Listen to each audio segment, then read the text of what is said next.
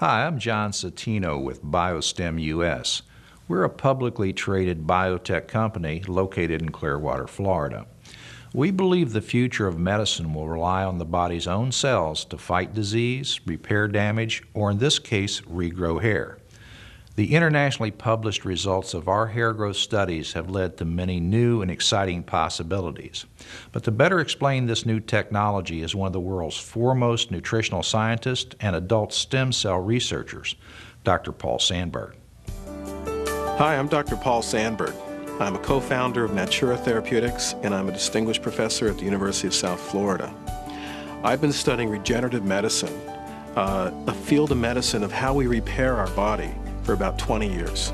In studying this field, one thing we now know is that there is a specialized cell within our body called a stem cell that is really the unique repair mechanism for us as we age gracefully.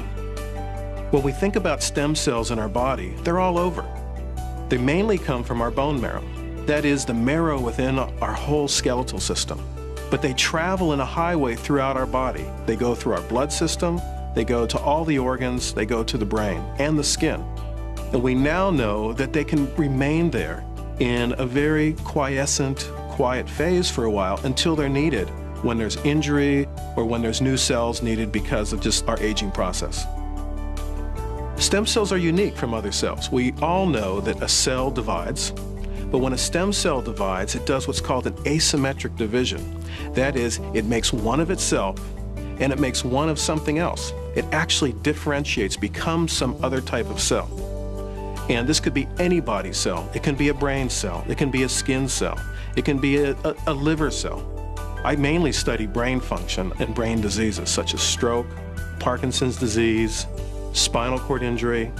And what we now know is that while in school we thought that there were no more brain cells. You were born with as many as you're going to have. But we know that's not true. We know that there are stem cells in our brain that actually continue to develop and divide as we grow.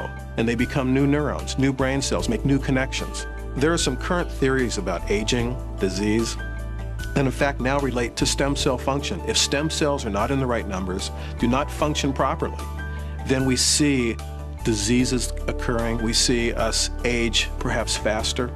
It's very important that we understand how stem cells work in the body. It is probably the most important area of medicine, in regenerative medicine, right now, and probably for the next few decades.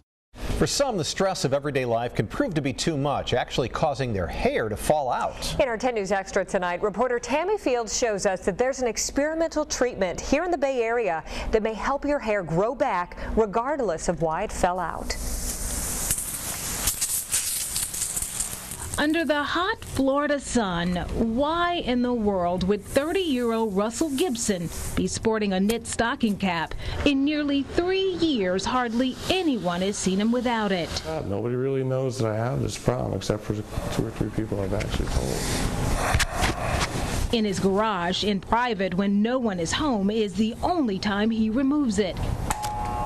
He shaves his head so you can't see the circular clumps of hair that have fallen out. He has alopecia areata. It's an autoimmune disease where white blood cells attack the hair follicle, which stops hair growth on the scalp and on the body, too. It just became multiple patches all over. It can be brought on by extreme stress. When Gibson developed it, he was on an emotional roller coaster. Yeah, it just starts out like multiple little tiny patches, like the size of a dime. Worst of all, there is no cure. It's tough for Gibson because growing up, he always had a full head of hair. This has changed his life. We got to the point where I didn't go over and see my family unless it was daytime. That way I could wear sunglasses and a hat, cover up. John Satino, the clinical director at the Hair and Scalp Laser Clinic, can relate. You know, I started losing my hair at an early age in 1969. We didn't have too many options back then. We had hair transplants and hair pieces or wigs. The hair transplants were very archaic and bloody and painful. But you can have you a seat right here, Russell. So Gibson opted for an experimental treatment using stem cells. So this treatment involves drawing the blood of the patient, their own blood. It's then separated, and it's called PRP, or or platelet-rich plasma, which contains stem cells and growth factors. A laser is used to agitate the skin so the stem cells can migrate into the hair follicles. Are you doing okay with this rate? Those factors then are injected into the scalp in the affected area. Patients are expected to see results after about 3 months. Their results are going to be published in a study. Gibson is just hoping he finally can get his life back. That's what I'm known for. I'm just the goofball.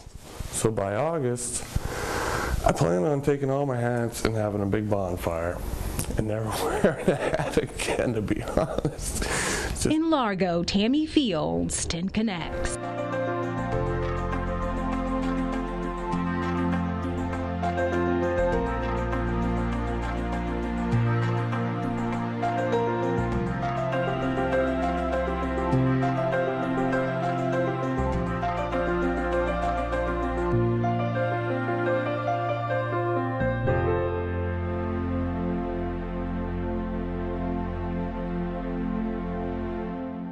If you'd like more information on this new and exciting research, please contact us at any time.